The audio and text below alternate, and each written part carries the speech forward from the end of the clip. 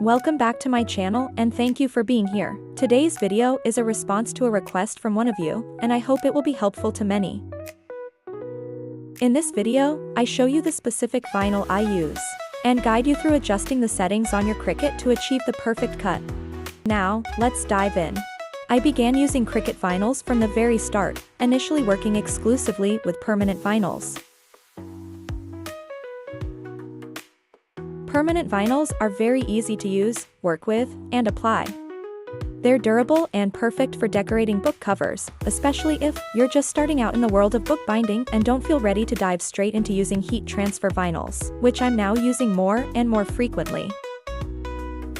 HTV is an easy material to work with when it comes to weeding excess vinyl.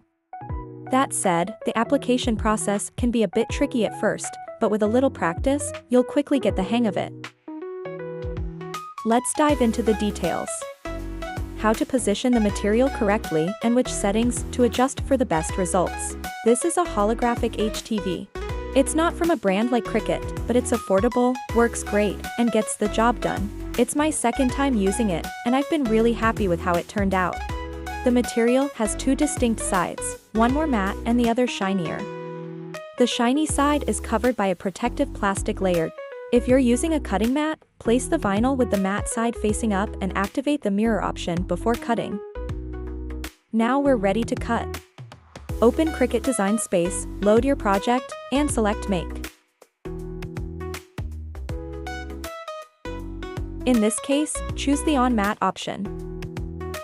At this point, you'll see a preview of the mat, where you can, if needed, reposition the images to be cut.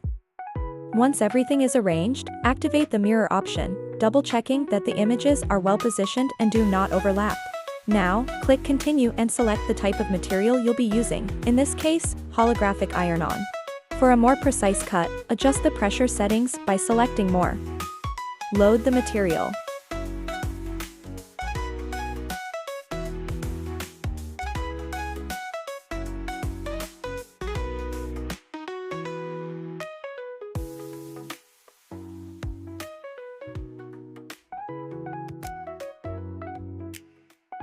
And go.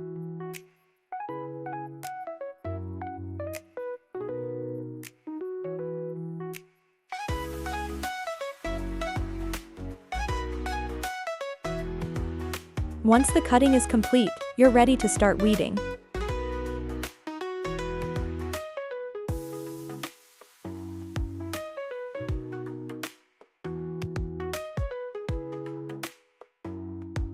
And that's all for today.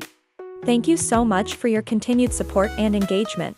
I truly enjoy reading your comments, so if you have any questions, curiosities, or additional requests, please feel free to share them in the comments section. And we'll see each other soon in the next video.